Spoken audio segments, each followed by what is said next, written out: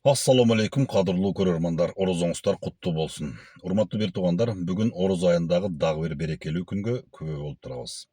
Ар бир таң Аллах Тааланын бизге берген жаңы мүмкүнчүлүгү. Ар бир ифтар өмүрүбүздөн өткөн бир күндүн белгиси. Орозо адамга ачкачылыкты гана эмес, убакыттын баасын да үйрөтөт. Күн сайын белгилүү бир убакытта ооз бекитүүгө турабыз, белгилүү бир убакытта ооз чабабыз, белгилүү бир убакытта ооз ачабыз. Демек, орозо бизди тартипке, тактыкка, жоопкерчиликке үйрөтүп жатат. Аллах Таала Куранда убакыт менен ант берген. Валясыр, заманга ант. Бул бизге убакыттын канчалык маанилүү экендигин эскертет. Пайгамбарыбыз саллаллаху алейхи вассалам хадисте айткан: эки немат бар. Адамдардын көбү алардын баркын билбейт. Алар ден соолук жана бош убакыт. Эми ойлонуп көрөлү. Биз орозодо тамак аштан карманабыз, бирок убакытты ысырап кылуудан карманып жатабызбы? Социалдык тармактарда сааттап отурабыз. Пайдасыз сөздөр менен алекпиз.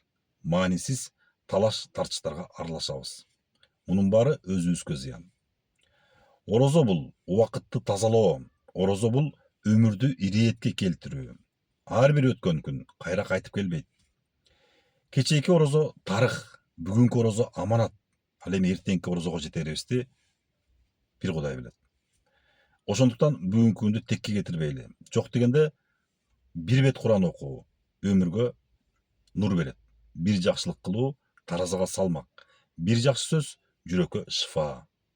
Орозо бизге ачкачылыктан да чоң сабак берет. Өмүр кыска, убакыт чектелүү, мүмкүнчүлүк убактылуу. Бул ай убакытты оңдоп алчу ай. Бул ай кечигип жүргөн ибадаттарды баштоочу ай.